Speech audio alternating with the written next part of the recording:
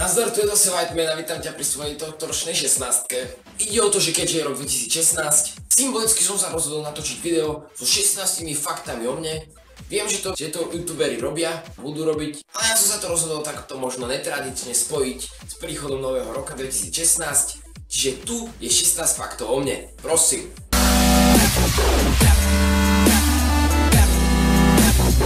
Položme si prvú otázku. Kto som? Kto je Whiteman? Kto je Stanley Whiteman? Teda, kto som ja? Áno, kto je Whiteman? Teda, kto je Stanley Whiteman? Teda, kto som ja? Babka. Čiže, volám sa Stano Fatu, ťahám mi na 18, bývam v Bratislave, chodím na gymnázium a píšem knihy. A točím videá. Knihy som 2 roky len čítal a začal ma to natoľko baviť, že som sa rozhodol vytvoriť si vlastné príbehy a sám sa stať spisovateľom. Videá som sa rozhodol točiť preto, postupom času, ako som pozeral filmy, som chcel tiež vytvoriť niečo z takéto stránky. Teda som začal natáčať amatérske filmy s mojím ockým, s mojím bratrancom menom Osky. Až som sa dopracoval k tomuto kanálu. Daj odber. Nachystal som si aj druhú otázku, koľko mám rokov, ale to už som spomenul. Ťahám mi na 18, vekovo som na 12, výzorom na 32. Moja obľúbená farba je biela, ako ste si mohli všimnúť v názve môjho kanála, v názve môjho mena. Ide o to, že čím som bol starší, začal som mať rád jednoduchšie veci. Podľa krásnej vety, že v jednoduchosti je krása. Tak, teda čo sa týka aj oblečenia, som si začal vyberať také, že do čierna. Teda čierna a biela sa stali mojou obľúbenou farbou. Ying Yang. A keď som si vyberal pseudonym na písanie kníh, začal som rozmýšľať o farbách, až z toho vzniklo Stanley Whiteman a preto sa odtedy držím bielej farby. Ďalšia vec, prečo som začal s YouTubeom? YouTube mi prišiel ako priestor, kde môžem prezentovať za prvé tvorbu svojich kníh a tiež tvorbu videí, ktoré ma baví natáčať, strihať, spracovávať, dávať efekty jedno s druhým. A v budúcnosti by som sa chcel dopracovať k niečomu väčšiemu. Preto som si zvolil túto platformu a budem sa snažiť ako najviac viem. Ďalšia vec, moja najobľúbenejšia záľuba. Moje záľuby sú v každom časovom období inak. Jednu dobu fičím na filmoch, že každý deň stiahujem nový film a kúkam všetko, čo sa dá, väčšinou s tematikou fantasy. Alebo potom mal som obdobie, kde som chodil každý druhý týždeň do knižnice a vyťahoval som odtiaľ knižky s fantasy tematikou. Preto už do knižnice nechodím, pretože celé oddelenie s mojím zameraním som prečítal. Minulý rok som mal obdobie, keď som prepozeral asi najviac filmov v mojom živote, z čoho som jednak čerpal nápady do knihy. No tak, obľúbená kniha. Odpovedať na otázku, čo je moja obľúbená kniha, je dosť ťažké, keď sa pozerám na moju knižnicu a vidím tam či už Eragona alebo Pána prsteňov.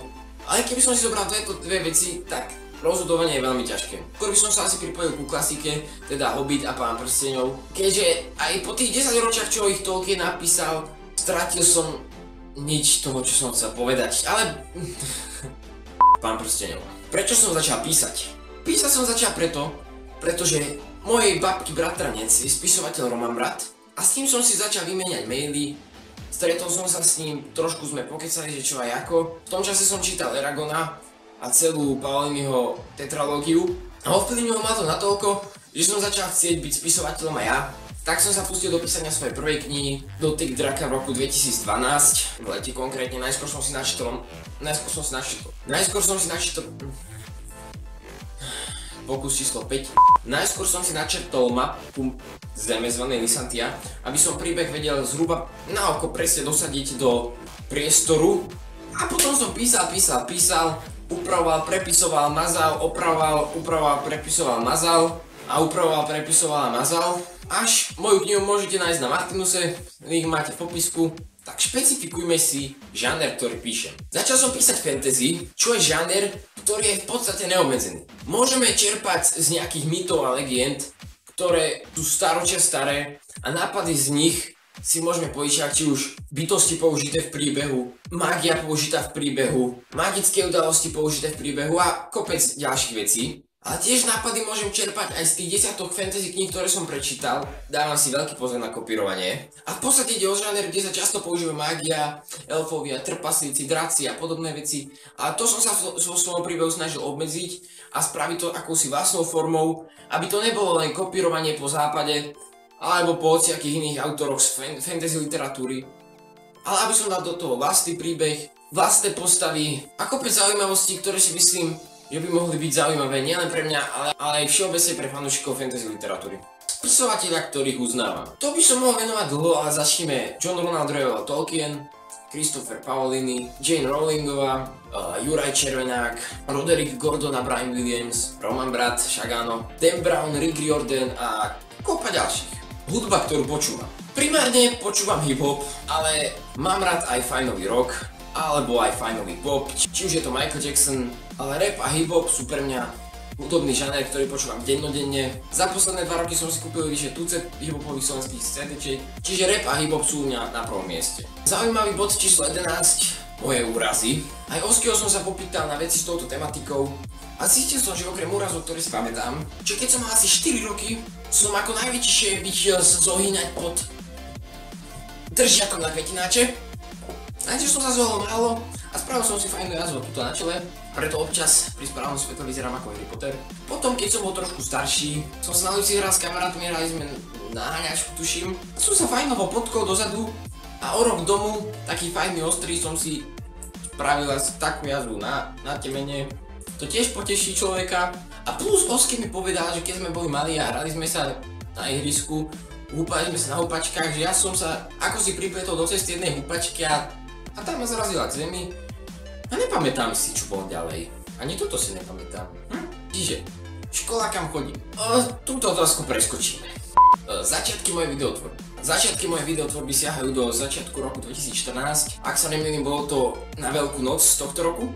Kedy sme s Oským si tak proste sadli, zistili sme, že na telefón sa dajú natáčať videá. Tak sme zobrali telefón a natočili sme 4-hodinkový film s názvom Invázia, pretože to už počasie začalo sa ako vonku oteplovať a u babky na 9. poschodí sa objavili mravce. U babky v paneláku na 9. poschodí boli mravce. U babky v paneláku na 9. poschodí boli mravce.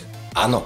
A to nás inšpirovalo k tomu, aby sme natočili postapokalyptický film o invázii mravcov do nášho mesta a my dvaja sme boli poslední žijúci ľudia.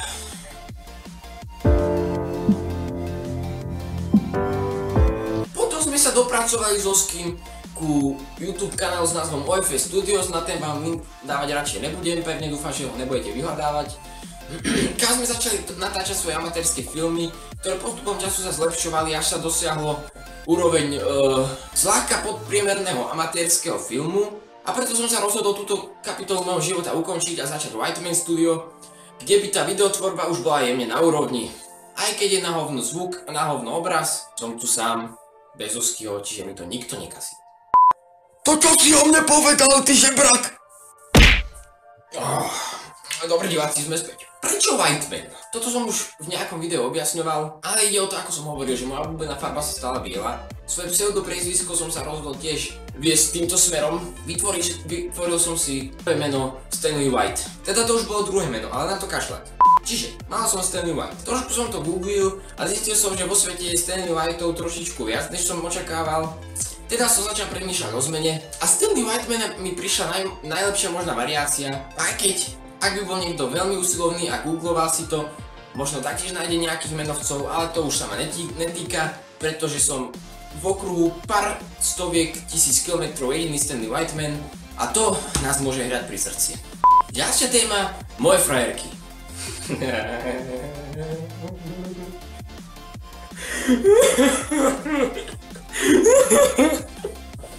Máme tu bod číslo 16 a to sú moje plány na rok 2016. Čiže v pláne mám vydať pokračovanie svojej série knihy Lysantis. Knižka sa bude volať Bosk vlka a mal by vyjsť ešte v prvej polovici tohto roka.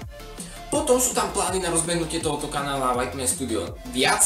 Čiže možno sa dostaneme ku kúpe nejakého toho mikrofónu, aby aspoň audio ste mali znesiteľné, pretože pozerať sa na škaredý obraz môžete tak či tak, ale keď už je aj zvuk na hovno, tak to verím, že človeka vie fakt odradiť.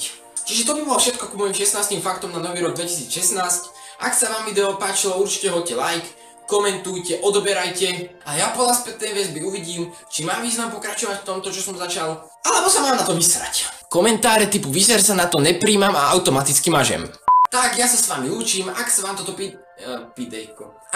videjko páčilo, hoďte like, vidíme sa pri ďalšom videjku. Nazdar a čus!